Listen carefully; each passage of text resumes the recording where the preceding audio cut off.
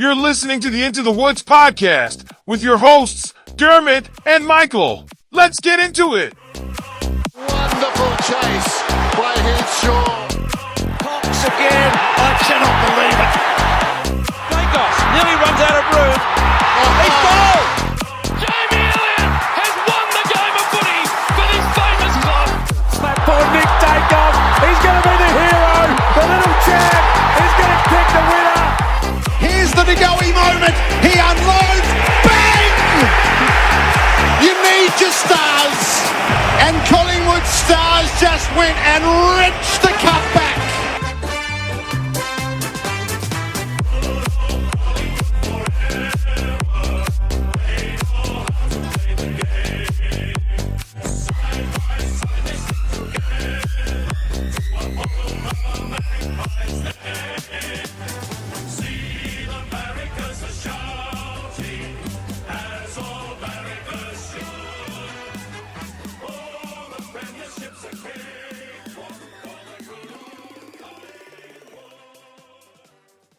Welcome to Into the Woods.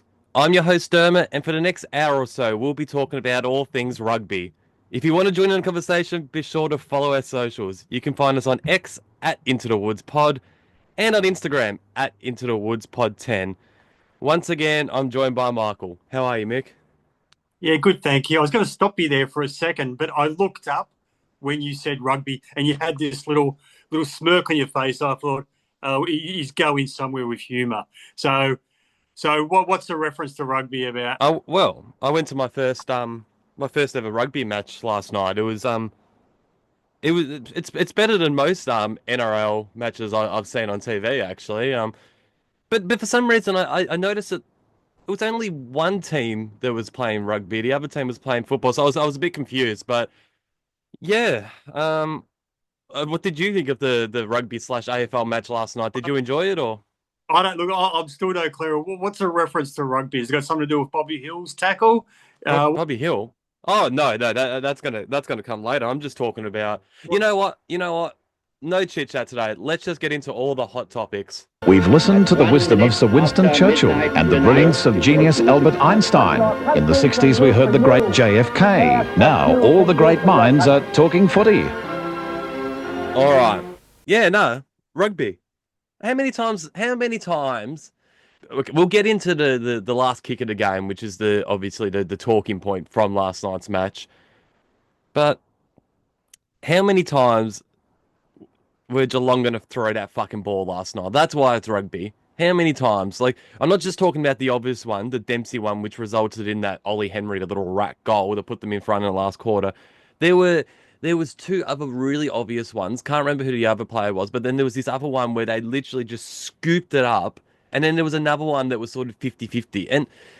And the umpiring in general was just absolutely disgusting. Absolutely disgusting. Now, I've got two quotes here after the game from David King, our boy Kingy, who will be on the podcast in a few weeks. One of them said, one man stood between Collingwood and victory. I should say 5 men, 4 in green and 1 in hoops with the number 35 on it. Obviously talking about danger. Goes on to say, Collingwood were hard done by in that last 12 minutes of football. Geelong had 14 of the last 18 free kicks. And not only did they have 14 of the last 18 free kicks, it's the ones that they missed for us as well. It was absolutely disgraceful. You talk about you brought up the Bobby Hill rundown tackle, which was amazing. Just sensational. One of the best rundown tackles you'll ever see. Everyone would agree with that except the umpire. And then I didn't notice until I got home from the game last night. Obviously, you don't see this sort of stuff at the actual game. Apparently, it was the boundary umpire that called that last goal touched, and then they went to the review system, and it was clearly not touched. It was 100% a goal, but they couldn't overturn it because there wasn't enough evidence. But it wasn't even the goal umpire that made that decision. It was the boundary umpire. Since when the fuck has that been a thing? And then you got Laura bloody Kane at AFL House saying, the umpiring's never been better. You're an idiot, Laura Kane. What was that game? I've been away on my holiday for so long. It was Thursday night. I missed the Thursday night game. That Essendon North Melbourne one where they paid a free kick to North Melbourne when the North Melbourne player kicked the ball away. Then on the field, he changed his mind. And then instead of giving it to Essendon, it was a ball up. Hold on, if that's a free kick to North Melbourne because you thought the Essendon player kicked it away, then it should be an Essendon free kick. Why is it a ball up? Laura Kane, shut the fuck up. No one cares. All right. All right, I'll let you have your say. Yes, a bit there for me to get my head around. To begin with, we're not going to be. I've told you last night, no personal abuse of people. Okay, you can criticise them. I'm talking about Laura Kane or whatever. You can criticise them. Don't start calling names though. I don't like that. I haven't even got to Bailey Smith yet. Yeah, seriously though, you might disagree with how she's doing her job, but let's not personally abuse her. I will. But, you're talking about the throws. I'm surprised that I watched Fox last night. I watched a bit of Channel 9 this morning. There's no reference to the Duncan throw. I thought it was a blatant throw, and it was frustrating because it wasn't like he threw it from a pack situation. So there wasn't a lot of players around him that could have blocked one of the four umpires' views. He was basically, nobody was anywhere near him. So all four umpires would have had a good view, and he clearly scooped it off the ground. So how that wasn't called, I don't know. Why any media outlet's not talking about it, I don't know. You say the Bobby Hill tackle, no one would agree with it. I can understand it being called. Oh, Michael. I could live with the Bobby Hill one. That's awful. It was 50-50 to It wasn't. Yeah, anyway, you've had your say. I'll be able to say. But it was the Duncan throw that really annoyed me. As far as the boundary umpire, the boundary umpires is always conferred with the goal umpire for shots of goal, always. No, they don't make that decision though. It's the goal umpire that says whether he thinks it's a point or not. It was apparently the boundary umpire that made that call. Yeah, so the boundary umpires told the goal umpire what he saw, and the goal umpire's taken that into account because maybe he was blocked. Okay, the boundary umpire's got a better view of the kick on this occasion than I do. I'll go with his judgment. Has he? So, maybe that's what he's assessed. Now, why are you sticking up for these morons that constantly embarrass themselves every single week? Yeah, Dermot, I think I told you 48 seconds ago not to personally abuse people. Yeah, but you don't make the rules, so I'll continue to personally abuse people if they deserve it. I should have reminded you again after 22 seconds. So my fault. I did let it go as long as 48 seconds. I'm speaking for all the Collingwood supporters out there that feel the exact same way, and they will be wanting this personal abuse. But you can. No, you can't. You can articulate in such a way that you're not personally abusing them. But anyway, so last warning, or else we start editing things. Okay, seriously. Okay, do you do the editing? No, you'll be editing. But anyway, going on. So it was really just the look. I'm not overly worried about it. We played okay. We're not going to win every game. They're a good side. We made some. A bit like last week. We kept Essendon in it last week, but they weren't a good enough side to take advantage of it. This week, we kept the side in it through poor kicking a goal, especially early. We're 20 points up. We probably should have been a lot more than that up. We were really controlling the game for large portions of the match, yet we couldn't put them away. Those 70-30 kicks that we should have been kicking, that we weren't, like Membry, Elliott, Hill, Myercheck. I know Myercheck played well, but he missed one or two that he should have got.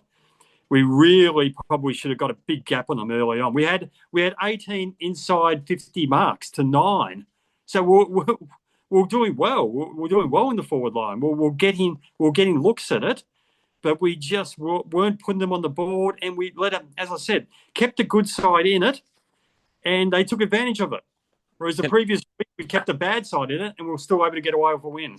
Can I stop you right there? We'll get back to this in a second. I just want to restart this conversation because this sounds a little bit muffly on my end, and I just want to double check that the audio's okay. So we'll pick this up in a second.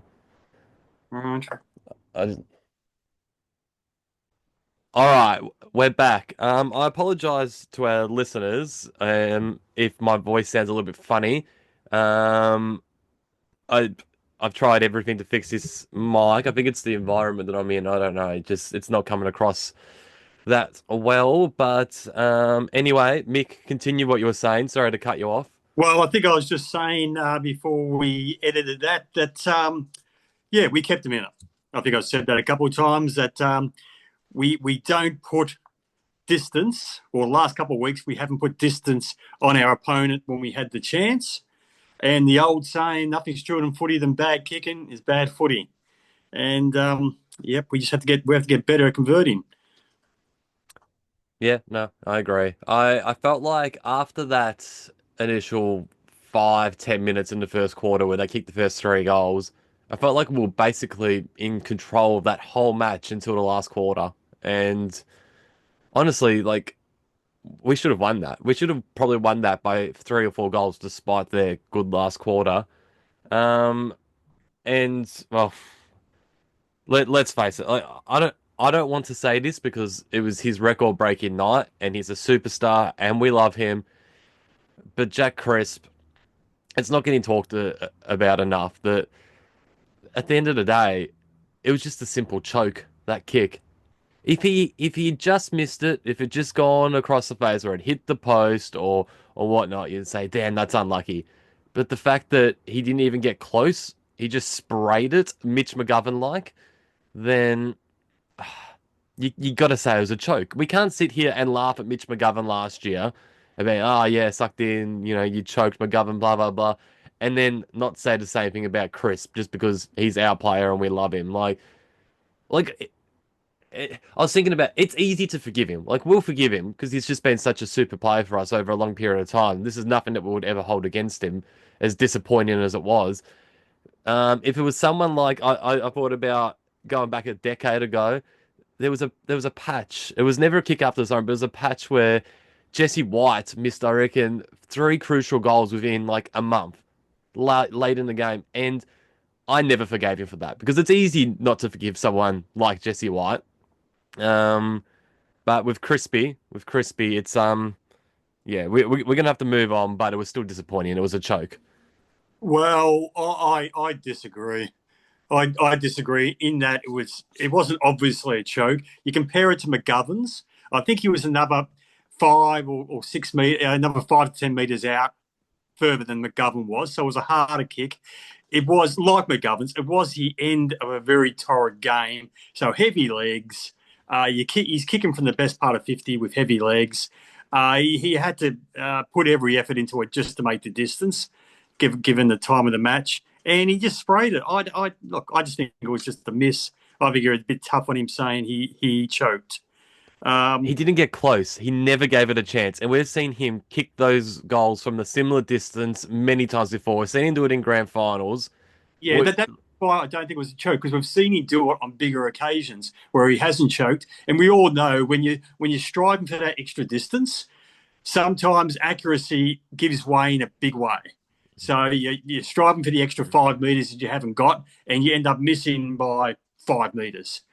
I think it's a bit tough to say he choked. Be honest. Did you think he was going to kick it when he marked it? Okay, well, I thank you for saying in advance, to be honest, because up until this point of the podcast, I haven't been honest in anything I've said.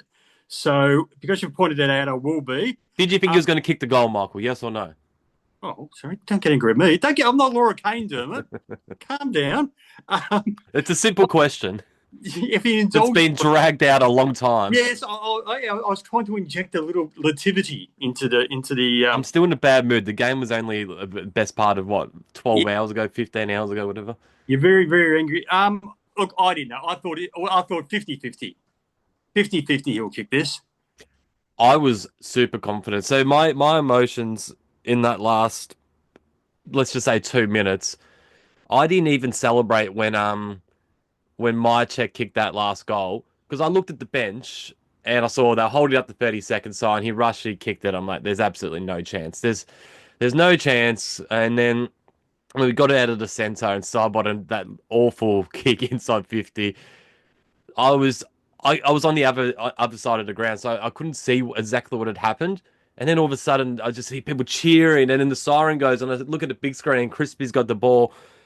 I I've never felt emotion like that in a home and away game. I was just in shock because, like, when you're 3 goals down with 2 minutes to go and you need to kick two in 20 seconds, you give up basically. Like, and then all of a sudden I believed because I thought, well, this is Jack Crisp. The script is here. It's his record-breaking game. He's gonna kick the winning goal after the siren.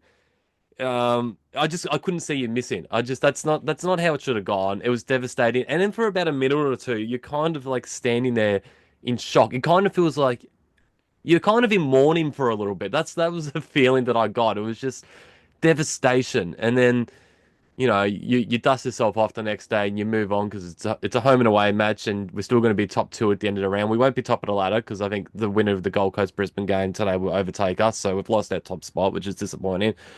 But we're in a good position still overall. I was a bit disappointed because during my long service, I'm going to 6 games, and this was game number 5, and I was really thinking, can I go 6 from 6? And fucking Geelong, hate them. But yeah, we move on. We're in a good position still. It looks like you want to say something. You're very dramatic, really. Terms such as in mourning, dusting myself off. You sat down and watched a game of football, okay? You didn't even play in the game. Really, at the end of the day, let's just take it for the facts it is. You had a guy kicking, last kick of the day, long, hard match. He was kicking from 50. I don't think he'd be too critical. At the best of times, kicking from 50 is really a 50-50 proposition mostly. It wasn't like he was kicking from 20 metres out dead in front. I think you've been a bit overcritical of him. Nah, I reckon if this was Carlton and it was Charlie Curnow or Patrick Cripps or someone like that, especially Curnow, who you like to bag, you'd be calling it a choke. So this is... It's funny. It's funny. You think I would be the biased one because I'm more emotional than what you are, but I actually think that in a way you're more biased than what I am because I'm happy to call out great players at our club when they don't perform. In this stage, Crispy didn't perform, and I'm happy to call that out. Well, sorry, look, I don't want to get bogged down in this topic because we're going to have to agree to disagree. But putting words in my mouth saying that I'd react a certain way if a Carlton player did it, look, I'd be joyful if a Carlton player did it, but I wouldn't be saying they choked. You can't be saying somebody choked not kicking a ball from 50. That's a hard shot. No, it's not the fact that he missed it. It's just the way that he missed it. He just sprayed. Michael, he never gave it a chance. It's not that he missed the goal. It's how he missed it. Okay, we'll agree to disagree. Moving on. Great observation from yours truly last week in the preview to last night's game, where I pointed out very succinctly, brilliantly, some people might say, Ollie Dempsey. I said, be careful of Ollie Dempsey. Watch him. He's a winger who loves to go forward. He takes a lot of marks in the goal square. So when I saw Lipinski line up on him, I thought, no, Lipinski's not defensively minded. He's not a good matchup for Ollie Dempsey. And what does Ollie Dempsey do? Takes the big hanger in the goal square just as predicted, and he actually was unlucky not to take another mark very deep. Can I interrupt and talk about that, Mark? Because I've got a story that I'm not sure it would have been picked up by the TV cameras. So that's Specky. Can I say no? You can't interrupt because I was in the middle of something. No. Have I got? Go ahead. So this is on Lipinski here. So I want to have a bit of a dig at Lipinski. So that's Specky from Dempsey was on the other end of the ground to me. I think that was in the first quarter. I'm going to say first quarter. Then that second one where Dempsey dropped that chest mark was on the end of the ground that I was at. And I had a perfect view. And Geelong was sort of mucking around with it at about 60 out. They were sort of chipping it around. And Dempsey was deep at that point, and Lipinski was on him. And Lipinski's boot kept on falling off, right? And he's on he looked stressed. He was on the ground. He's trying to put it on. Couldn't put it on. He was trying for ages. He was keeping an eye on Dempsey, looking down, trying to put the boot on. And I'm just thinking, Lipinski, chuck the fucking boot away and just play without a boot for a bit because like this is not the time. And then all of a sudden, as he's on the ground trying to put the boot on, Dempsey runs at it. It was going to be a simple chest mark. Dropped it. That I could just see it come. I wasn't even watching what was happening ahead. I was just watching Lipinski, thinking, "What are you doing?" Like it's not ideal to play without a boot, but in that situation, you just got to. You can't be on the ground trying to put your boot on while they're kicking it inside 50 and you're playing on Dempsey. So that was. Go on. I don't know Lipinski, but he strikes me as the type of character whose personal appearance is very important to him. He wouldn't have liked the look of running around with one boot. He seems very meticulous. But what I was getting at is, yeah, I think they should have gone for somebody else on Dempsey. I would have liked to see somebody more defensively minded, like a Jack Crisp. And actually, David King, who you referenced earlier on, and my mail was he doesn't want to come on our show. But anyway. Wait, hold on. What do you mean? Well, has he actually given us a date yet? You keep on saying you him. Oh, no. Well, maybe I haven't actually mentioned this to you or people on the podcast. So he was meant to come on a few weeks ago, just before I went on my trip. Our scheduling didn't really work. He was busy at that point. Like, he gave us a date that he was available, but you were at work that day, Michael, so we couldn't do it. So I asked him, I told him that I'd be traveling for a little bit, and I said, are you okay to put it off until the mid-season bye? And he said, yeah, absolutely, mate. I'll talk to you then. So it was me that actually pushed it back. He's been very open, very nice, Kingy. So he will be on. All right. Keep on going, though. But David King said after the match, basically backing up what I said, Ollie Dempsey, 14 goals this year, 8 of them from the goal square. Yeah, really? 8 of them. I've noticed haphazardly over the year, geez, this guy takes a lot of marks in the goal square and big marks too. And I just think it was a bad move to put Lipinski on him. I like Lipinski, everybody knows. I'm a Lipinski fan, but not for a defensive. If you're playing on somebody you really need to have a defensive mindset against. Yeah. So, can let me bring something up now. We won't talk about the makeup of the team just yet for the next game because I'm bringing back for the second time, a mini segment in a segment called the selection table. So we'll hold back until the selection table comes up. I know that's your favorite segment, Mick. I forgot about the selection table. Yeah, it's not an every week thing, but it's only when there's a bit to discuss about the selection table I bring it up. So we'll hold that off for another few minutes. But something that I found strange was the resting of Jeremy Howe. The fact that Jeremy Howe didn't play. And I feel like if he played last night, we would have won. Like when it's a 3-point difference and you got someone like Howe who's in amazing form, like he could have won the Anzac medal last week. He was that good. You take him out against a team that's got a guy like Dempsey, a guy like Dangerfield, a guy like Cameron, Neil, Little Rat, Ollie Henry, all that. Like it's not the game to rest it. So I've been a big fan of the way that we've managed players this year, and I've said this multiple times, but I feel like if you're going to rest them against a team that you're confident in beating, or like what we did with Pendlebury, at least pick them as the sub. So if it's not going your way, this was in the Bulldogs game, if it's not going your way, then you can sub them on. We went into a game against Geelong with one of the best teams in the comp, a premiership chance with a great forward line, and just decided not to pick Jeremy Howe, and we lost by 3 points. Like, I would understand if it was maybe late in the year, if it's around 17 or something, we were sewed up top 4, sewed up top 2, yeah, but we need to continue to bank these wins. We need to pick a better time to manage our senior players, or at least pick them as a sub. You mentioned last week when we were previewing this game that you thought he was going to be a good matchup for Jeremy Cameron. Jeremy Cameron didn't play an amazing game by any means, but we missed the way that he's been intercepting Jeremy Howe, like he could have still saved a couple of goals and we could have won that game. What's your opinion? Do you reckon that it was a bad time to rest him, or? Well, you stole my thunder because that was on my list. I thought to myself during the week, well, why didn't they rest him against the team? Yeah, we were fairly confident of beating a lower level team like Essendon last week. But then I realised, hold on, Darcy Moore was out last week. So had Moore been available last week, I reckon the Essendon game would have been the one they rested him for. So you pick your poison, really. So you've got Geelong last night that they could have rested him in and ultimately did, or maybe hold him off for that, still hold him in for that game and rest him against Fremantle. But then you got Fremantle at home with Tracy up there and Amos up there. Yeah, but taking an old guy up to WA, that would have made more sense probably to rest him for that game. Yeah, look, I'm not disagreeing with you. I don't think Geelong was the ideal team to rest him against, given how much, and you say that Cameron didn't do much last night, and I acknowledge that, but traditionally you couldn't have been confident of that. No, yeah. He's cleaned us up so often. I thought it very strange that you rest probably your first option against him.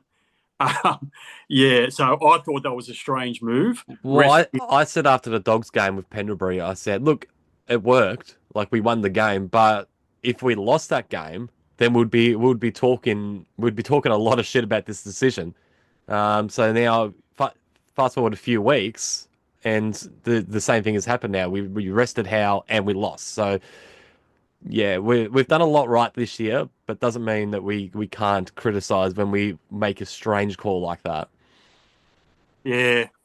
The Goey. Do you want to talk about the Goey? Look, we can talk about Degoe.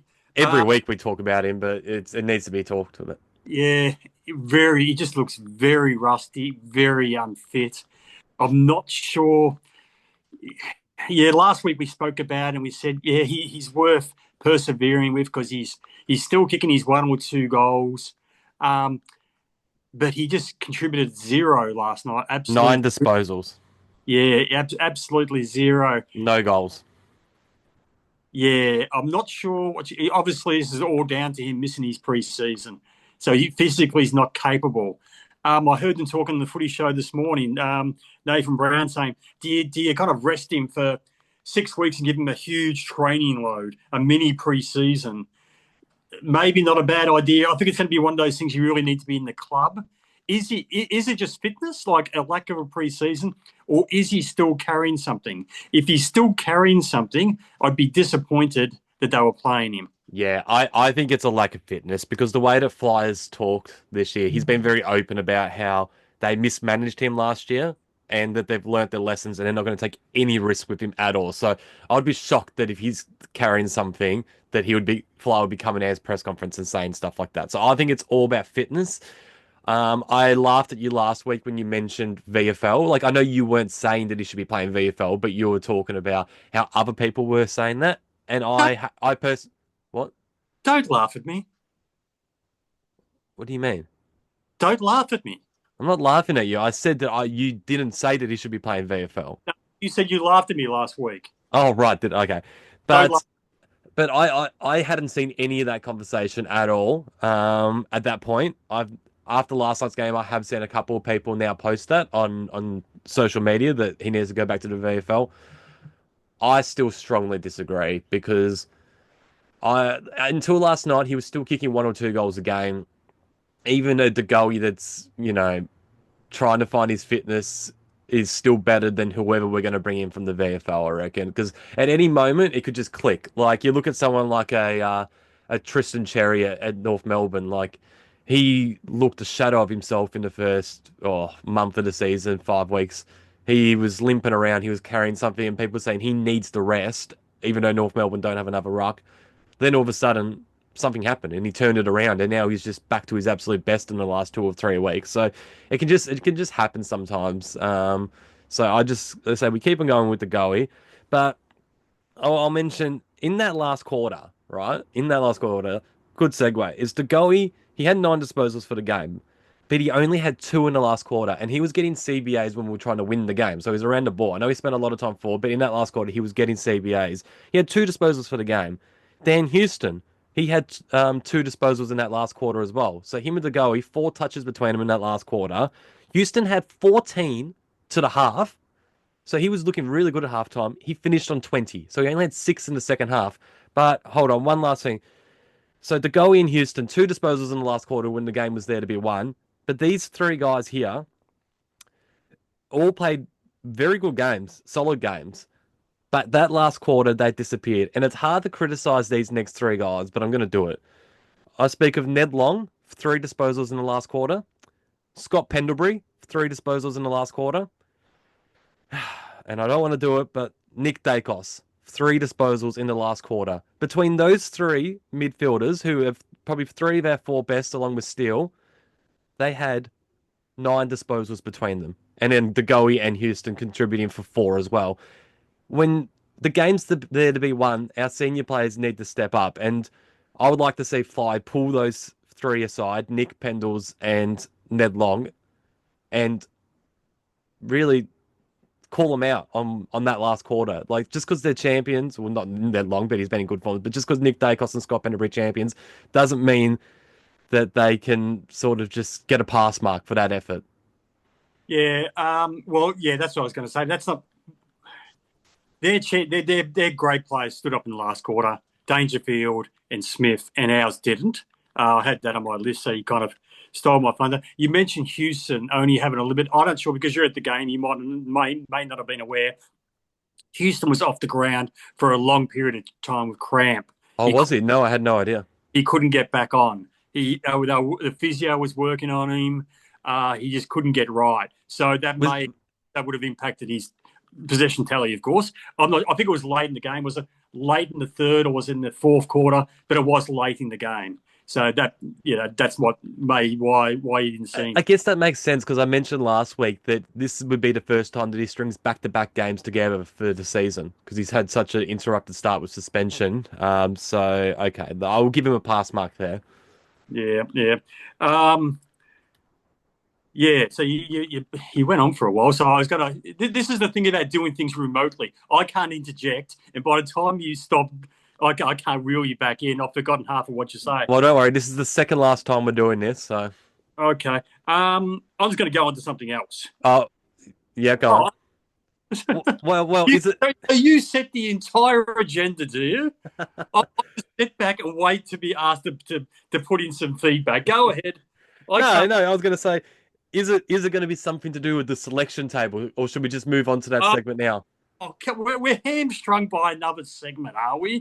I have to say things in chronological order depending on what segment it goes in. Is it? I just want to know: are we going to move on to the selection table, or is it something else? Oh, look! I've got things for the selection table. I've got things about just things about generally. Like, this next thing was the selection table, but Darcy Moore. Sometimes you're a very experienced player, a club captain. Sometimes you play like you're playing your 10th game. You cough up goals every week. You cough up normally at least one goal. Last night you coughed up 2 goals just from poor judgment. Like you've got the ball, you're running out of the back line, you're under a bit of pressure, frontal pressure. You try to get a handball off, it doesn't work. Just whacking on your boot and I know you can't kick it high because you've got front row. Just whack on your boot and grub it along there. Just get it out there 40 metres. If you can, and reset. You might have another injury coming back in, I understand that. But trying to dish off a handball under pressure. And then the one in the last quarter where he just flicks it back between his legs straight to Manor, I think it was. And he just no composure. No composure at all. He continues to, we all know what he's like with his kicking in the back line. He often picks out an opposition player. That happens a lot. It annoys me. For an experienced guy, he should be better than that. Yeah. Look, I'm actually going to stick up for him a little bit here. Like last year, you and I, we bagged him almost every week for about a 10-week patch because he was awful. I think his season to date has been very, very, very good. Like very, very good. And I think some of his defensive efforts last night, and I'm not sure if it would have been picked up on a telecast, but you really notice it at the ground. He works his ass off to get to contests, and he always seems to get a fist in. And I was actually thinking last night, I'm like, he's gone from a great intercept player to now just a great defensive player because he doesn't take as many intercept marks as he used to, nowhere near. But he gets more fist in than I've ever seen this season, and he was doing it again last night. I only remember one of those 2 things that you brought up about him conceding goals, and that was the one that he tapped back to, like I think you said, Manor, and that resulted in a goal. I don't remember the other one, or at least I didn't notice that it was him. Maybe it was on the other side of the ground. He doesn't get as much of it, but yeah, his defensive efforts are very impressive.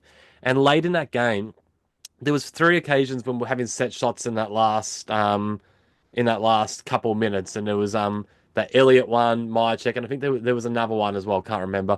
And I was watching more, and every single time he would sprint to the bench and he would start talking to Fly, whoever it was. Like he wouldn't actually go on the bench, he would sprint and then he would run back out and he would tell the players exactly whatever. Like that's I was impressed with the leadership. Like you should have seen how desperate he was to get us over the line. I would have probably had him in my votes up until about 3/4 time for the Julian Rowe medal. I was actually that impressed with his performance. I did end up taking him out, but I don't think it was a performance to criticise. That's just my personal view. It's different to yours, but that's just, yeah. Well, I did the same. I had him in my votes. I took him out. The one you didn't see was at the opposite end of the ground, so probably a long way from you in the third quarter, deep in the forward pocket. I was saying, had him on my votes, but I thought he had a poor second half. I'm just having a look at my notes here and trying to decipher what should and shouldn't be in the selection table. So, Schultz, this selection table, Schultz, he played further up the ground. I noticed he wasn't really as deep as he normally was. Yeah, ended with three behinds. He normally runs up and down the ground quite a bit. He laid quite a few tackles. I think he was second to Ned Long for tackles. Like, he didn't play an amazing game first game back from a hammy, but he was solid enough. It would have been nice if he converted one of those goals. What did you like him in that role? Oh no, I thought he was okay, but I just haven't seen. He just seemed to be playing a lot higher than he normally would. I didn't see him close to goals that often. I was always thinking, is he almost playing in the wing or high half forward? Really high half forward. So there you go. I'm just looking through my notes. Is there anything that's not in the? This is very restrictive. You like to complain, don't you? Hill resigned. That was good, wasn't it? He's saying all the things you want him to say. He loves the club. He loves the big grounds, the big crowds. He reckons they got another flag in him. Everything you want to hear from Bobby, he said it. So that was good. Yeah, 4 more years. That's fantastic. Yeah. All right, I want to move on to the selection table. I've got a few points here that's really worth discussing. That's very dismissive of my Bobby Hill point. Oh no, it's great. We all wanted Bobby Hill to resign. Okay, time. Yeah, Michael. Good point, Michael. Time for me to talk again. Go on. So this is the selection table, is it? Yeah, let's go to the selection table. Do we have Sorry? Do we have a little intro music for? No, it's a segment in a segment, so we'll just keep on going. I'm just trying to work out where I want to start. There's a few I'll start with the simple one. So Jeremy Howard comes back. And for me, he just replaces the sub, which is Will Hoskin-Elliott, and then the Magnets will shuffle. Agree with that? Yep. Could you say it again? I wasn't listening. What was it? How comes in for Hoskin-Elliott and the Magnets get shuffled around? Let's just start with that. Hoskin-Elliott doesn't get dropped. He never gets dropped. He was the 23rd man last night. In theory, I agree with you. On that point, they're not really exactly like for like, are they? Hoskin-Elliott and Howe, but but you did say move the Magnets around, didn't you? Yep, not a bad point. Yep. Not a bad point. Your pitch is frozen in a really weird position. Well, your pitch is frozen too. Oh no, there we go. You're back. Yeah. Yeah, the internet connection is quite shit. I haven't experienced this since a few weeks ago in Adelaide. Isn't it funny that the internet connection... Don't apologize to the listeners again, Dermot. It's getting pretty pathetic. You know that the internet connection in New Zealand is literally better than the internet connection in Adelaide? That says a lot about South Australia. Yeah, okay, so that's going to be one change, obviously. Howe in for Hoskin-Elliott. But the main one that I want to talk about, Mason Cox. What the hell are we going to do with Cox? I'll let you go. Mark it, Cox. Mark the freaking ball. How many times does he just get his hands to it and then without intervention from an opponent, without them punching his arms or punching the ball, he just drops it. Marks he should be taking. There was one particular on the wing last night where Darcy Moore, talking about it before, blocked beautifully for him. Gave him every opportunity, just dropped it. And he did that multiple times last night. And I've been a supporter of Mason Cox, as you know, but he can be very frustrating. I've got two solutions to this, and one of them isn't him holding his spot. For me, he's done. I've had enough, because even when he was at his best, and I talk of that 2018 season and 22-23, even when he was at his best, he was still inconsistent. He's now, 34 or whatever? He's past his best. He's way past his best. We talked about last week how his kicking, his set shot goal kicking, that was his real strength. That's gone to shit, even though he kicked a nice one last night. But overall, that's gone to shit. We saw that in the Brisbane game. I reckon there's two solutions. And we need a second ruck, and McStay's obviously not there. And my check isn't going to do it, and Membry's not going to do it. And I mentioned Ned Long sort of playing maybe a Paddy Cripps kind of role and just doing a little bit. I'm just gonna put a line through that. Like, I didn't necessarily believe it. I just wanted to throw it out there last week, but right now I'm putting a line through it. So the two things that I think that we could possibly do: bring in Charlie West for a debut. And I mentioned last week that it would be nice to give him that debut, but we probably couldn't do it because we need a second ruck. Little did I know, and I told you this on the phone last night, Michael. Little did I know that Charlie West in his under-18s football actually was a forward ruck. Now, you talk a lot of shit about me and my, love for fantasy football. Don't talk about fantasy football. No talking about fantasy football. Michael, shut up. So, Charlie West, when it comes to in fantasy football, he is forward ruck eligible, which means you can pick him as a forward or you can pick him as a ruckman. Now, this isn't about fantasy football, Michael, but this is about champion data. So for him to get ruck status in fantasy football, it means in his under-18s football, he must have played at least 30% there. So he's got history of playing in a ruck. So you refuse to ever acknowledge fantasy football, but it's actually based off real football. It's all champion data. So in that instance, you need to pay it a little bit of respect, you old dinosaur. Oh, I don't like fantasy football. Michael, get with the times. Don't talk about fantasy football. There's no fantasy football talk on this podcast. Okay, so if it wasn't for fantasy football, which is run by champion data, we wouldn't have known that he's actually spent quite a bit of time in his juniors in the ruck, would we? So now this is a talking point because of fantasy football. Yeah? Okay, I looked up what he did in the VFL to see if he had any hit-outs at all, and he hasn't. So he obviously hasn't played ruck in the VFL, but we do have Oscar Steen, Illaru, and Cox has played a lot of VFL this year. So we've had 3 ruckmen basically playing in the VFL all year. So he hasn't needed 2 ruck. So do we bring in Charlie West and we say to Darcy Cameron, mate, you're going to have to do 85 to 90% of the ruck work, like Max Scorn and all those other great ruckmen in the competition do. And Charlie, you're going to debut, you're going to spend most of your time forward, but maybe a couple times a quarter, maybe once a quarter, you're going to have to go in the ruck for a few minutes. Do we do that? Or, this is the crazy thing. Harry Perryman. I'm not saying putting Harry Perryman in a ruck, but we'll get into Harry Perryman a little bit later. I think he was sensational last night, and he played in defence again because Jeremy Howe was out. So there's always one, it doesn't matter if it's Moore or Howe or Houston or anyone like that, there's always a reason why Perryman has to play back. We actually haven't had our 7 main defenders there all year.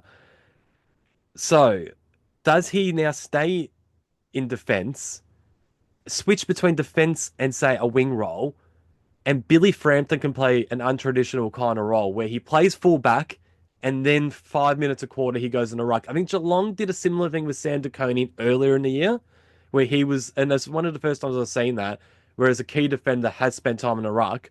Well, it was more the other way around. He was more number 1 ruck and then he would rest down back. Whereas this time it would be Billy Frampton mainly being a defender that chips in the ruck. And then someone like a Perryman can play wing and then a few times a quarter push down and play defence when Frampton is rucking. Could that be a potential option? I don't know. So Frampton or West, what do you reckon? Okay, just feedback on both of them. As you were talking, I was thinking about Frampton before we got to that point, and it's very tricky key back changing the ruck because you can get caught out a little bit. West, I don't know a lot about him. I think he's 194 centimetres. I don't know if you'd have the weight. He's a young kid. Throw him into a ruck as a young kid. I'm not sure about that. I prefer the idea about Frampton somehow freeing him up to take the second ruck. I prefer that idea. How you would do it, being a key back, I'm not sure. Perryman I agree, was very good last night.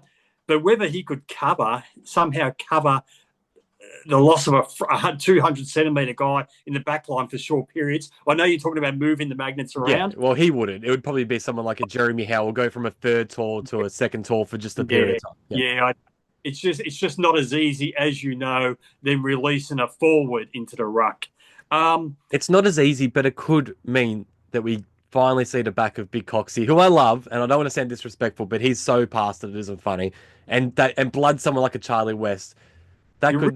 really savage towards people you love this podcast. Jack Crisp, you're at pains to say how much you loved him.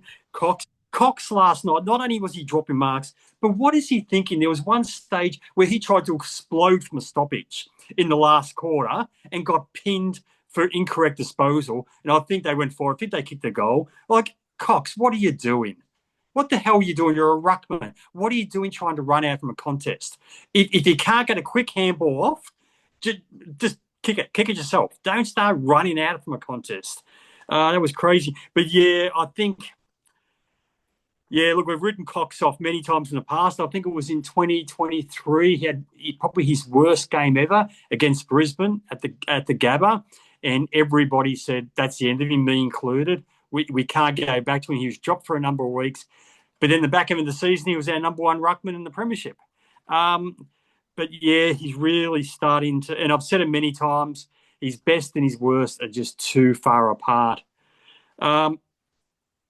Yeah, He needs to go. And so the best way to look at the Frampton thing, I know I 100% agree with you. It's difficult to make your full back into your second ruck, but it's not impossible. Geelong showed that at the start of the year, it's not impossible. So essentially, you line up and you got Frampton, you got Darcy Moore, and you got Jeremy Howe as your three talls.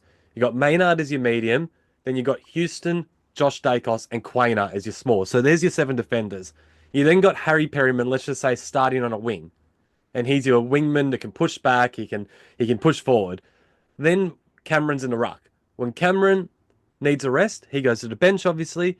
Frampton then goes in the ruck. Perryman pushes back from a wing to the back line, joins that back 6, back 7 for 5 minutes a quarter. And then Cameron comes back on and they switch back around. Just means that Howe has to go from the third tall to the second tall. And Maynard might have to play a little bit taller for 5 minutes. Yeah. It could be done. I believe that the experience that we got, we'll be able to adapt to that in game. But if that is a bit too complicated, then you go the other way. You go, okay, Charlie West, you're just going to come up and you're just going to compete as much as you can for 5 minutes a quarter. Well, might it be easier if they had Darcy Moore as a second ruck? Given if he plays an intercepting role in the back line, would it be not as complicated to then release him on ball occasionally? That's interesting. It's not something that I've considered. What year was it was it Bucks' last year or McRae's first year where it wasn't working for us and Moore was then pushed into a forward ruck role? No, Yeah. it was one. I think it was 2 games last year, wasn't it? It was last year. It was definitely under McRae. Yeah. I remember that game. Yeah, very, very late and probably too late. And we were critical of McRae not making any moves. Yeah.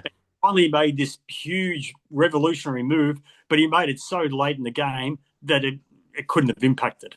Yeah. Didn't have the impact. Yeah. And then we didn't go for it again the next week because this is when we were badly out of form. I think we lost a couple of matches by a lot and we needed to try something different and Moore's form was awful. And yeah, you're right. It happened too late in the game, and then we didn't go back to it the next week, which was frustrating because I would have liked to have seen a full game. Yeah, I don't know. I don't think that's going to happen. If it happens at all, I reckon it's going to be Frampton, not Darcy Moore. Yeah, I don't think it'll be Darcy Moore either. I'm just saying what I think could be an option. All right, another player I want to bring up in the selection table. You might have him in your notes too. If I told you that there was a player, an inconsistent player, that came into this game and we're already having question marks over him, and he popped out a 6 disposal, 2 tackle, no goal game, would you say that's the end of him? Would you say he needs to go back to the VFL?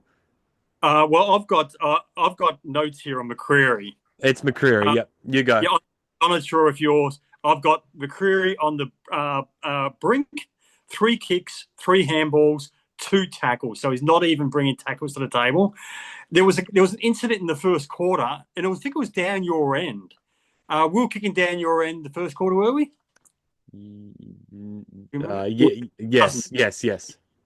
McCreary had the ball in front of him about 5 metres out from goal, and he was playing for a free kick.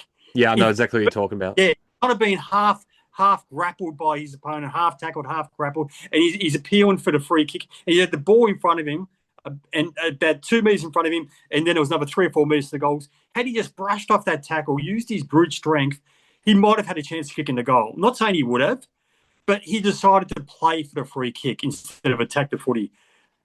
That's annoying. And yeah, I reckon I said it a couple of weeks ago, he's running out of brownie points. And he had the one okay game about 2 weeks ago. But, geez, I reckon you have to reward somebody playing well in the twos. And Ed Allen, I haven't seen the twos, so I'm only guessing. I've got Ed Allen there as well, yep. Yeah, you can't keep... We're getting nothing. We got 0 out of McCreary and De Goey for different reasons, as we stated with De Goey. Yeah, he's really trying my patience, McCreary. Really trying the patience. I'm just gonna say it right now. So everybody that's been listening to us for the majority of the season would know that I had very high hopes for McCreary this year. The last few weeks, my patience has been tested like yours. I'm at the stage now where he's dropped for me. If I was the coach, I would drop him. It's basically the changes I would make. I would bring Howe in for Hoskin Elliott. I would bring Charlie West in for Mason Cox. And I'd bring Ed Allen in for Bo McCreary. And I'd make Allen the sub. I know that sucks because I've been critical of Allen being the sub every time he plays. But right now we've got a bunch of players back. At the time when Allen was getting sub, we had guys like Hoskin Elliott and Sullivan in the team. We don't have those guys anymore. We've got a pretty strong lineup. So I would rather Ed Allen as a sub than not in at all. And I think he deserves his spot in the team over someone like a Bo McCreary right now. Yeah, I know. It's disappointing because if you could describe one player who encapsulates our style of play, the run and carry, the chaos style of our play over the last 3 years, it's McCreary. He encapsulates that into one play. Hard tackling, hard running, but he's just, yeah. He doesn't do enough. What's that? He just doesn't do enough at the end of the day. That doesn't do enough. Yeah, there you go. What else have we got? You're the agenda setter today, Tim. I just tend to respond to what you say. What have you got? Well, that's all I've got for the selection table. Anything else that you want to mention in hot topics? For the selection? Let me... Oh, are you going to admit you were wrong? No, never. Okay, all right, let's move on then. No, go on. What about? Well, Carlton, you've been touting them for some 3 or 4 years as this juggernaut. And all along, I've been saying, don't rate them. Key back short, no outside run. They had the 1 year out of the box where I reckon they played above themselves. They came from lower down in the 8 to make a prelim final. They played on just hype and they were playing above themselves. And I think the chickens have come home to roost. They beat the Cats last week. We couldn't do that. Yeah. They're an average side.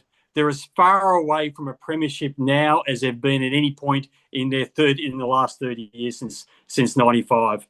Yeah. I'll tell you what I want to talk about in hot topics. Not Carlton, but something that actually had to do with the Collingwood game. Bailey Smith, the most disrespectful flog in the competition. Dermot, you've got a lot of editing to do. You can't be abusing people personally, but keep on going. That's all Bailey Smith does is abuse people. That's what he... Why is it? Like, Bailey Smith's always been a bit of a dickhead. Like, I think everybody can agree with that. But why is it that we really start to see what kind of a flog he is the moment he goes to Geelong? There's something about that football club that just makes people really unlikable. Like, if he's not flipping a bird at people or swearing at people or chucking balls in people's faces, he's then, after the match, disrespecting his former club for no reason at all. Did you hear what the Bont said about him on this morning? Yeah, I saw the Sunday Footy Show today. Look, I didn't. It didn't bother me what he said. It was kind of almost funny. And I saw the film. Yeah, you see the film of the Collingwood Geelong game last night with 82,000 in there, packed to capacity, great atmosphere, and then they showed Ballarat.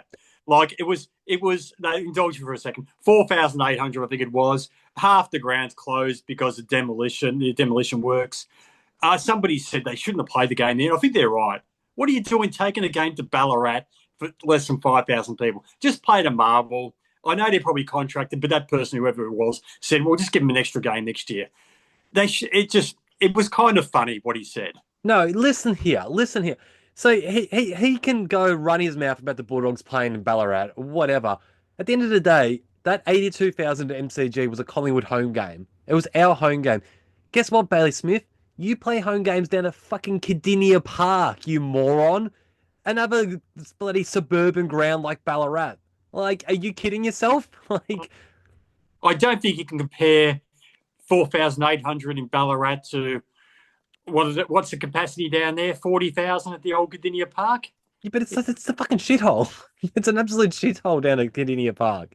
I don't know. I haven't been there for years because Collingwood never played down there anymore. Thank God for that. But I think we played down there a bit I think the last time we were playing there was kind of the mid-90s maybe. Oh, yeah, it was all right. But there you go. I was watching a game yesterday. I forget which game it was. And there was a guy getting tackled and he had one arm pinned and he threw the ball into the boot and it kind of went 2 meters directly up in the air but then travelled for about a metre. And while the ball was in the air, the umpire was screaming, "Play on, not 15," which I found amusing because it travelled about a metre. I could see somebody claiming that mark. They have to make everything about them. All right. Anyway, let's get into the Julian Rowe medal. He's been pretty good, Julian Rowe. He's been better than pretty good. He's been a forward that has presented for them today. All right. So I haven't given my full 60 for the first time in a long time, probably since opening round.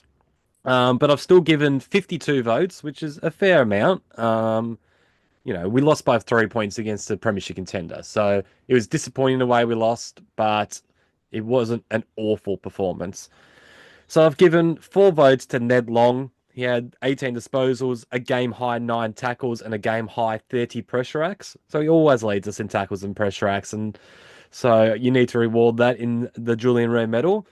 I've given 2 players 5 votes, one of them being Brody Myercheck, who had the 10 disposals, 6 marks, and a game-high 4 goals, 3.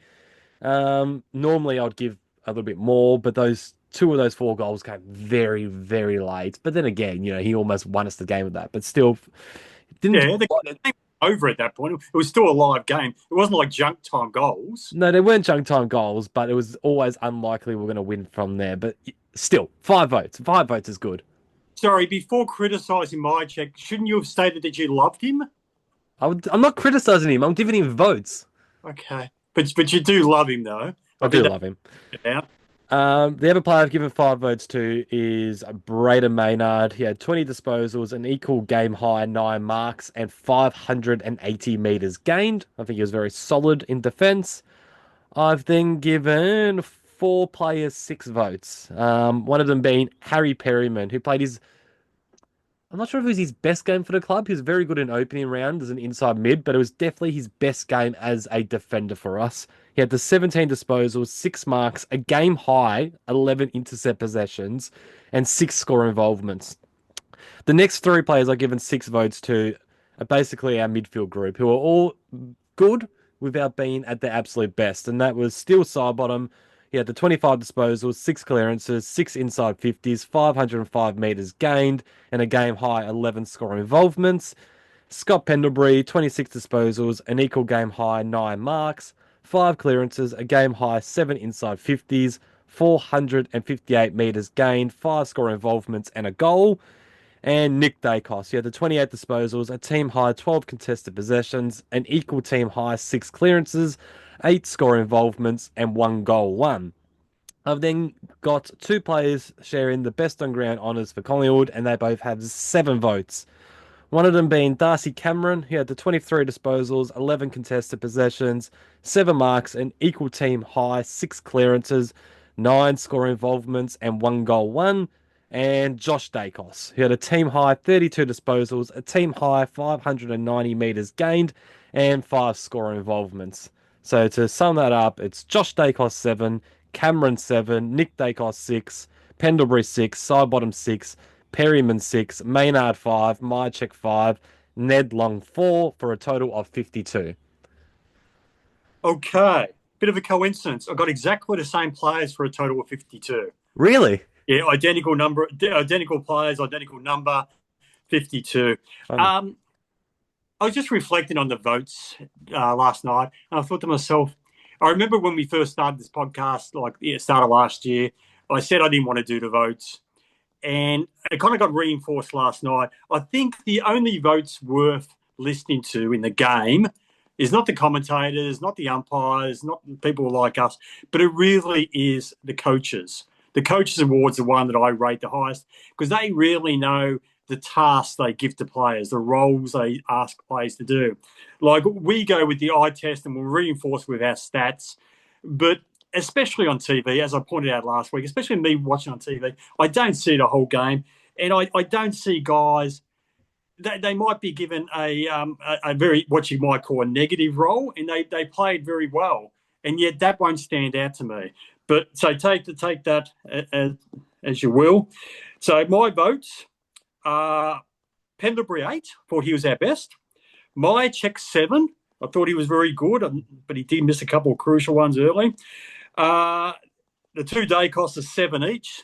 Side bottom 7, Cameron 6, Long 6, Perryman 6, and Maynard 5. So that's Pendlebury 8, Myercheck, Nick Dacos, and Josh Dacos, and side bottom 7.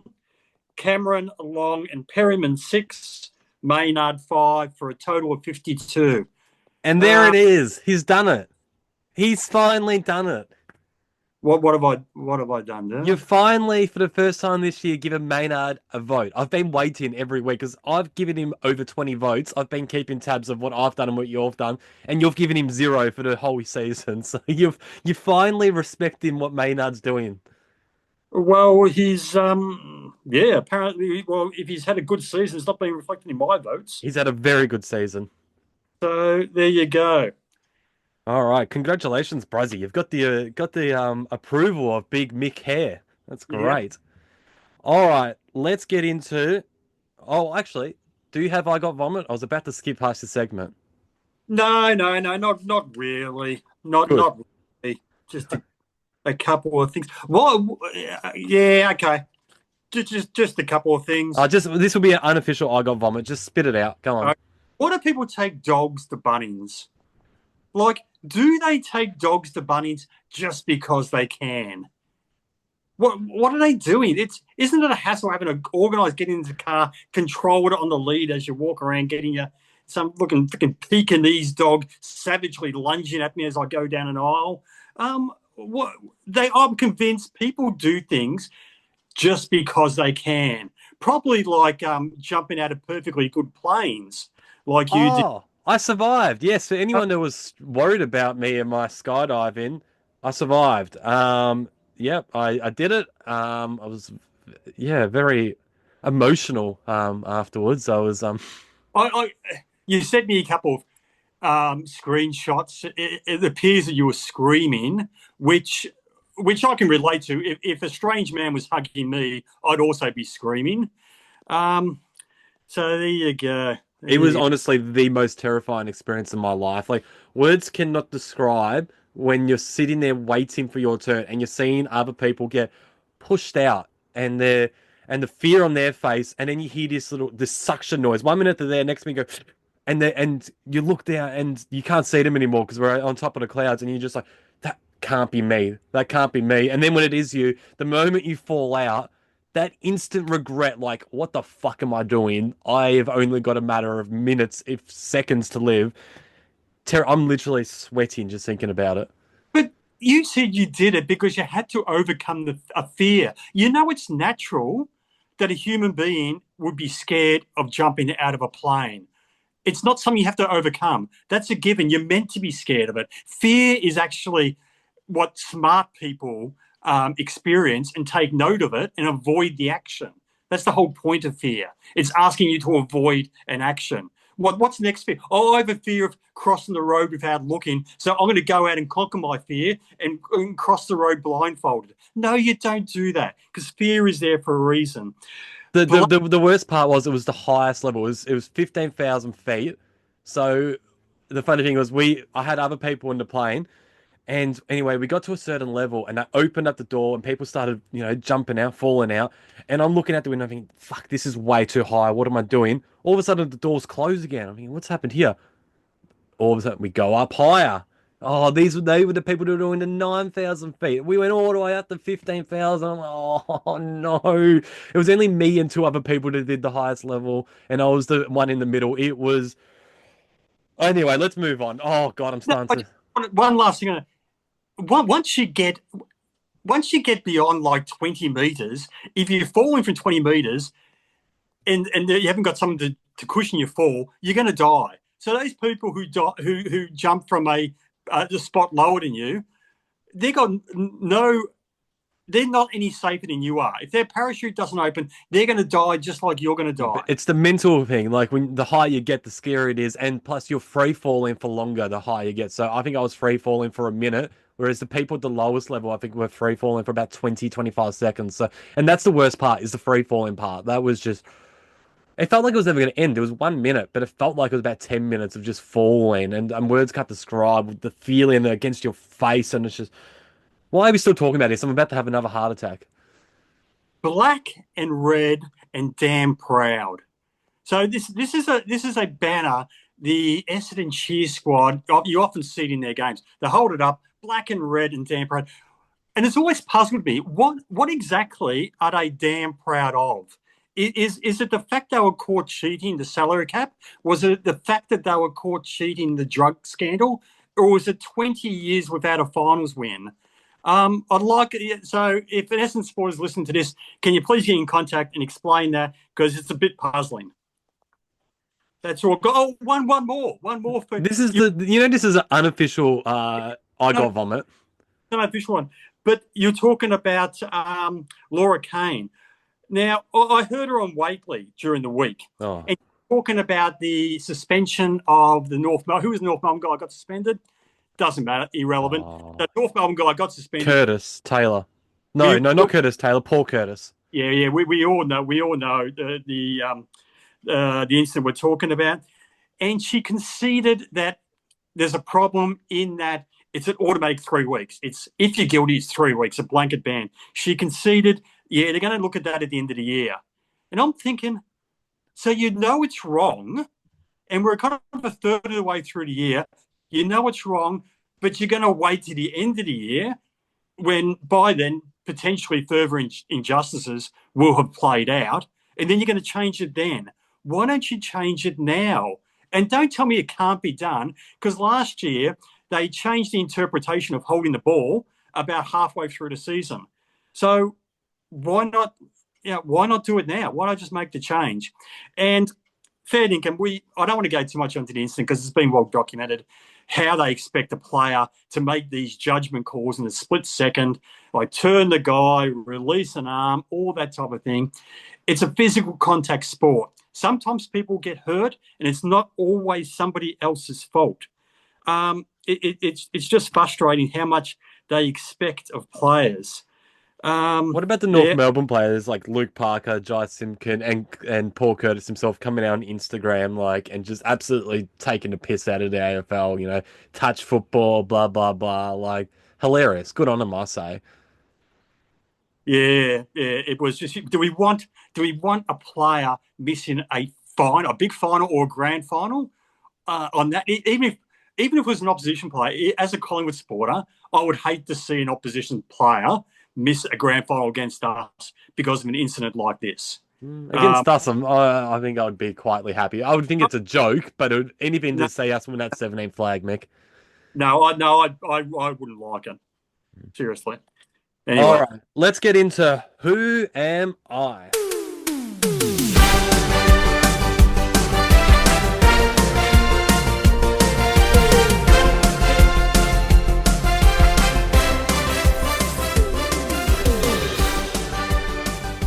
Who am I? I've got a good one today, Mick. You know what I was going to do this week? The other week you mentioned, I've done some study. And I thought, how do you study for Who Am I? Well, you go down to your library and look up encyclopedias like we used to back in the day. And I thought, what I'll do is I'll just bring up a history of all the Collingwood players who have ever played, which is on Wikipedia, just to reinforce the names of some of the lesser known ones in the last 20 years. So I fully intended to do that, but I didn't. So we'll see how we go. Are you talking about that list on Wikipedia of every single Collingwood player? Yeah. Yeah, that's what I use for the Who Am I's too. Oh, just to clear up a name, an obscure name. Yeah, exactly. Like, because you're not just going to think of everyone from the top of the head, and especially there's guys that I don't even know, like Mick Irwin, and now I'm starting to learn a few of these guys and know a little bit about their history just by researching obscure guys on it. Yeah, Andrew. So give us 10 minutes. We'll break for 10 minutes. Just let me have a quick scroll through some names. No, but what I will say is we're changing the game of Who Am I a little bit, because I've always said not a huge amount, but I reckon once you guess, so hypothetically, if you take another guess at 4 points, I don't say whether you're right or not. I just continue to read the questions, and it'll build up, and it'll make it a little bit more intense. We have to just, like last week or a couple of weeks ago, you introduced a whole new segment in the middle of the show without telling me. Now you're changing Who Am I without telling me. Well, no, I'm not really. I'm just not saying whether you're correct or not. And then we'll go on to the next question, and then you'll think, oh, this is actually looking good, or uh-oh. Like, well, we probably should discuss these things in advance. No, but then the people at home can continue to play as well. If you've already said someone and I've said, yeah, you're correct, then that's basically the game over. So yeah, I reckon... I know it's a bad idea, but I think you should show me the respect to run it past me before you actually record. So you agree with me then? Get on. We'll just start. Hold on. Yeah, hurry up. Because I don't want to be accused of what, Luke, of whinging. You'll accuse me of whinging again. We can't have that. He's 100% correct. All right, Who Am I? For 5 points. I was recruited to Collingwood before the 1981 season as a key position player and would make my VFL debut that season in round 13 against the Saints at Victoria Park. Oh, geez. As a key position player, can we just clarify, is he a ruckman or not? A key position player, according to the internet, is a key forward, a key defender, or a ruckman. That's wrong anyway. We've been doing it. So you're not going to tell me, are you? So before the 81 season, he came to us before. Butch Edwards was already there. He was there from 79. I'm just going through some names. Clokey wasn't there then. He came in 83. I could get this if given sufficient time. All right, we're going to move on then. Hold on. Have a minute. I implore you. You can't have a minute per question. No. I'm just running through some names. He came from another club, so we recruited him from another club. No. I never said another club. He was just recruited. He was recruited. Does that mean he wasn't recruited from another club? No, he didn't come from another club. No. Right. Oh, okay. Good. That's good to know. So maybe an interstate. All right, moving on, Mick. For 4 points. My debut in 1981 would be my only game for the season, but in 1982, I would string 16 games together. In 83 and 84, I would only be able to string 25 games combined due to knee and ankle injuries. So key position, 83. I'm going to spew because I'm going to know this guy so well. Key position. I think you can get it. Didn't play much in 82, 83, 84. All right, we're moving on. There's dead air. We can't have dead air. On. For 3 points. I was able to find my best form in the second half of the 1985 season, but throughout my career, I was best known for my inconsistency, which would often cop criticism from the media, the fans, and even my coach, Lee Matthews.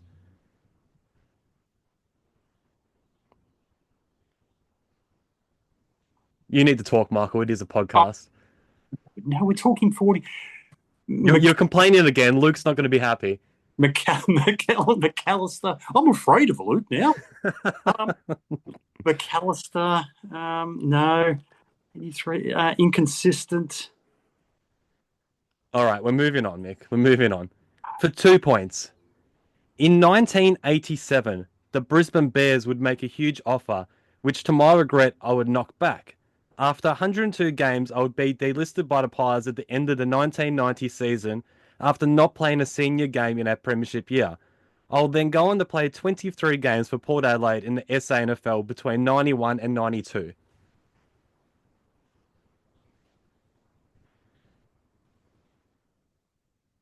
You need to talk, Michael. 91. Oh, God. Okay. Mark Williams played for Port Adelaide after he left us, but he ended up going back. He went to Brisbane, though, but he's not a key position player. But he did come at the start of the 81 season. I hope you're not calling Mark Williams a key position player, because he wasn't. Jesus, this is Mark Williams. But he wasn't really. He did get criticised by Matthews. Matthews ended up sacking him. So this is 2 points, is it? This is 2 points. So you've only got one more question left after this. If this is Mark Williams, Luke, you have heard nothing yet as far as whinging goes. Freaking hell. Strap yourself right in. Okay. He wasn't really inconsistent. Okay. He played how many games at the end of 102? 102. No, Williams played more than that, of course. Played for Port Adelaide. Between 91 and 92. 91, and Brisbane made a play for him. Yep, they offered him a big contract going into 87, but he knocked it back. And he regretted it because he was unable to get a regular game and eventually got delisted by Collingwood. No, look, I'm not. You're going to go to 1 point? I'm going to go to 1 point. This is very disappointing. You'll get it for 1 point. This is the first time you've ever gone to 1 point. Yeah. And just hear out the whole question as well. So don't take any... My father was a Collingwood Premiership player in 1958, and we played the same position, the ruck. Despite being extremely inconsistent for most of my career, which even resulted in a song being written about me, I was able to win the Copeland Trophy in 1986. I would, however, be dropped for round 1 of the 1987 season, which perfectly summed up my career. 41 game Mark Wiedemann. No. Wait, hold on. You're saying my father was the... Hold on. Say that question again. For 1 point, my father was a Collingwood Premiership player in 1958, and we played the same...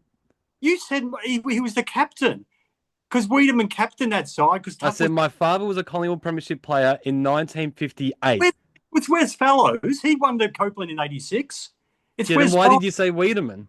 Because you said replay it. Listen to this, Luke. He said my father was the captain at 58. Okay? That's why I thought to myself, well, Wiedemann didn't win the Copeland in 86. Wes Fellows did. Did I say captain? You said captain. On here it says Collingwood Premiership player. Did I say captain? You said captain in 58. All right, what we'll do, because you got Wes Fellows, when I'm editing the video, I'll listen back. If I said captain, then I'll give you the points. If I said player, you don't get the point. Yeah? Oh, I'm not happy. No, if you're right, then I'm giving you the point. So you've got nothing to be unhappy about here, Michael. If I'm wrong, and I'll take responsibility for that, I'll give you the point. Okay, I've got to ask something of you. Yeah. I'm your father. I believe I've been a good father. I've been very fond of you over many years. I'm asking you to trust me. Take what I say as gospel. Don't do me the disrespect of listening back to this. I will be listening back. I'll consider this a slap in the face, and this may ruin our relationship going forward. Do not listen back. Take what I say as gospel. Give me the 1 point for Wes Fellows. For our listeners, rewind a minute or two. Listen back. You'll know before I do now. And then we'll talk about it in the next podcast whether you got the points or not. Points. Huh? I would like the point. And also... Yes, it was Wes Fellows, by the way. Wes Fellows is a ruckman. He was a ruckman. Yeah, key position player. You asked me what a key position player was, and I said a key forward, a key back, or a ruckman.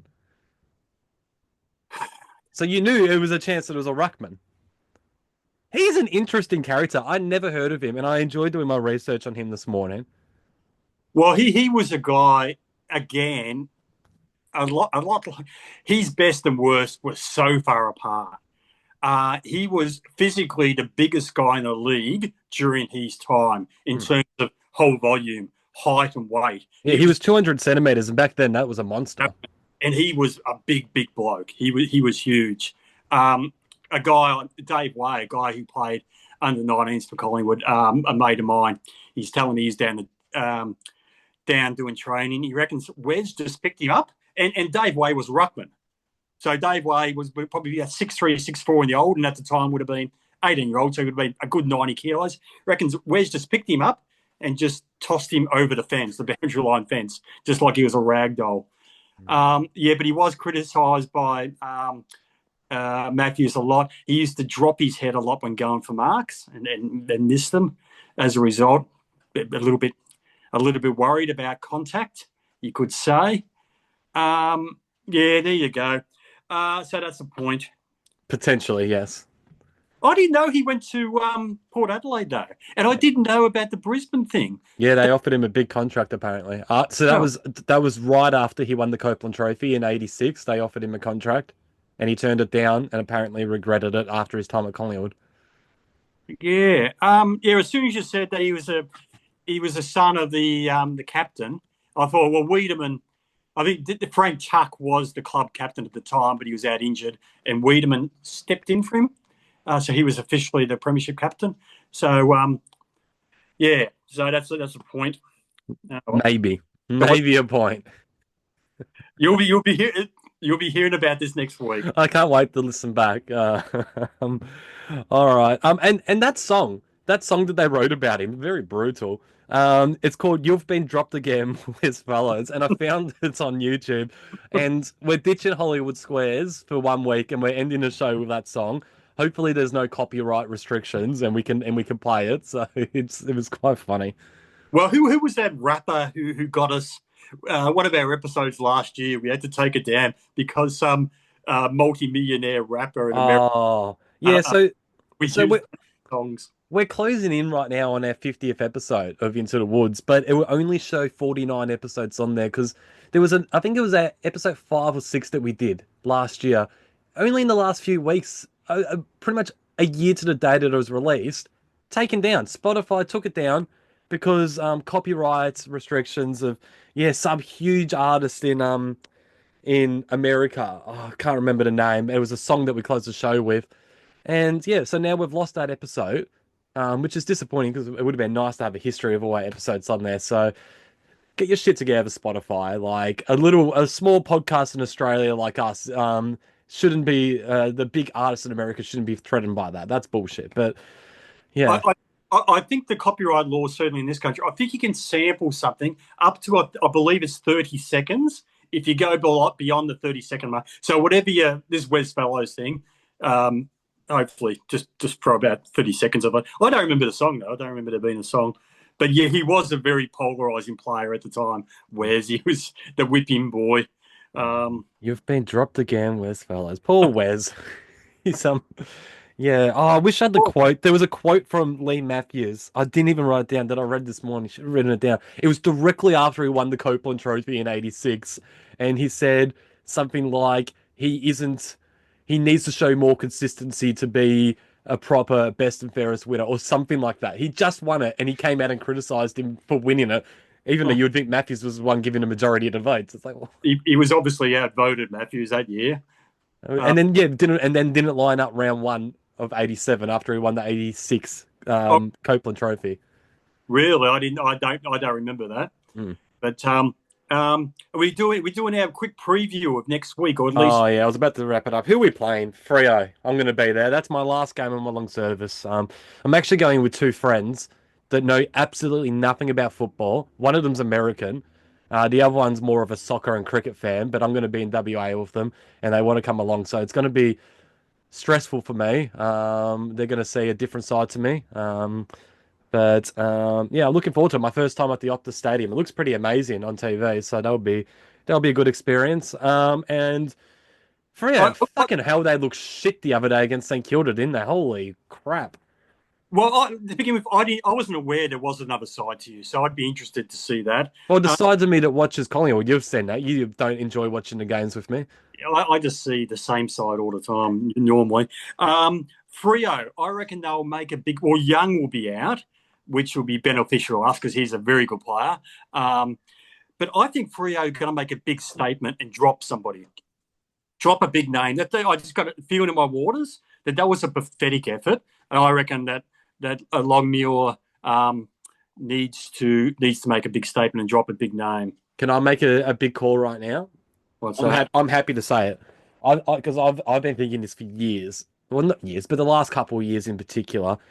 And I'm so sick of every time I mention this. I don't care, but I watch players extremely closely because of fantasy football, right? This has got nothing to do with fantasy football. I'm just saying I know opposition players better than the average supporter because I watch them all extremely closely because of fantasy football. I'm not talking about fantasy football. I'm just saying the reason I watch them closely is because of fantasy football. And one player I'll never understand the hype on is Caleb Sarong. I reckon Caleb Sarong is a good player. He's not a great player. And because of that, I think he's the most overrated midfielder in the competition. He doesn't tackle, he doesn't mark, he doesn't kick. When he does kick, he's not a great kick. He just gets handballs. He's just very, very handball happy.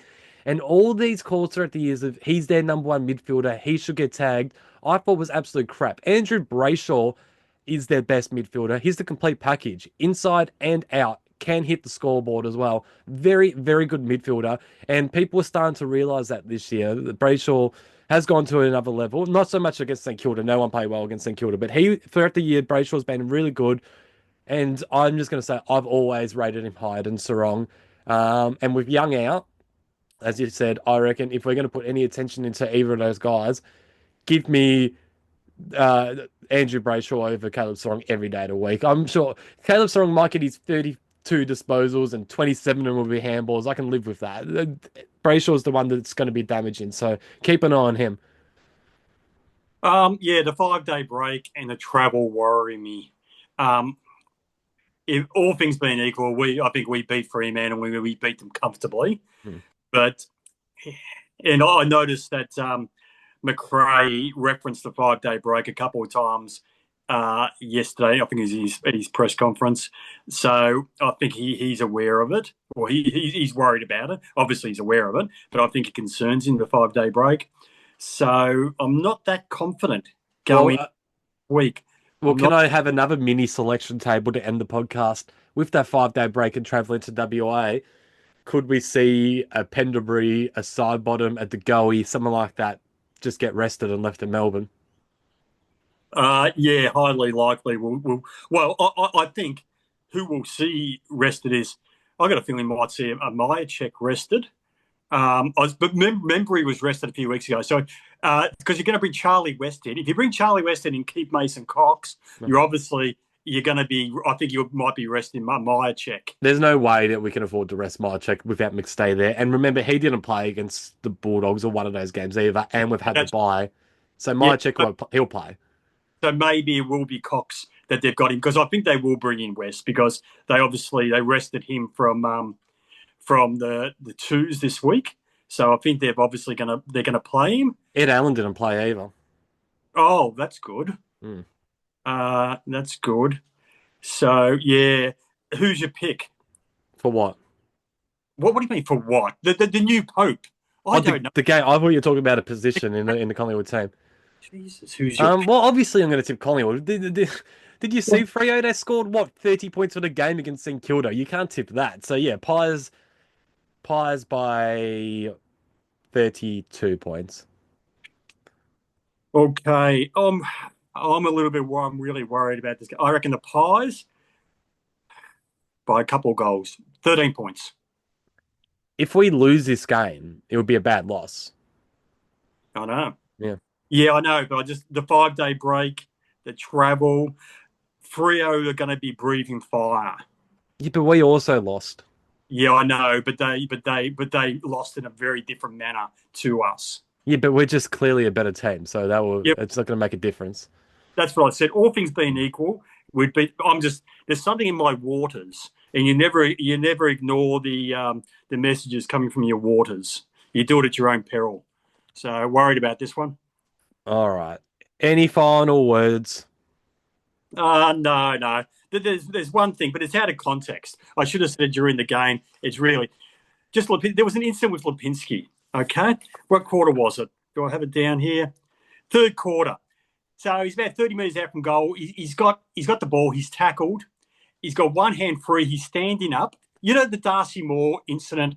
They paid the free kick against him against Footscray in the first couple of minutes when he was kind of falling to the ground. Yeah.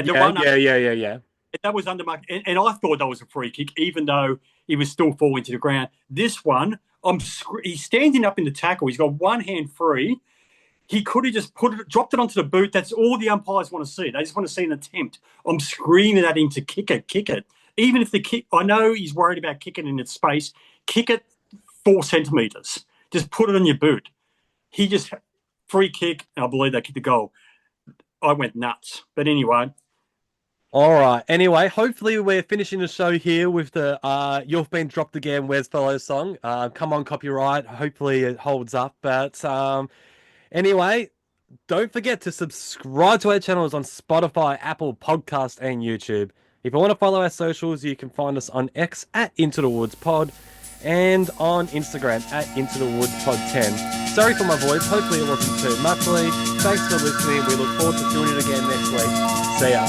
You've been dropped again, Wes Fellows.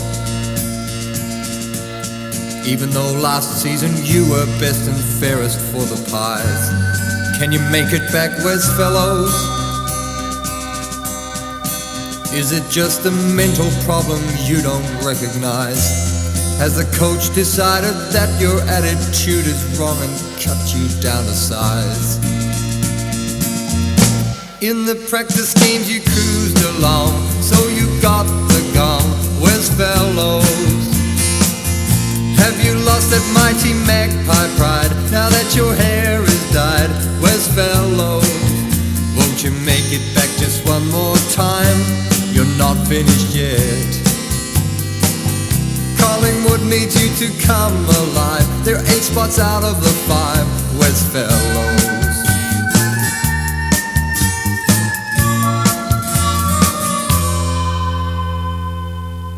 Do you want a game, Wes Fellows? Don't you get on with the coach or at training, aren't you keen? Don't you quit the club, Wes Fellows?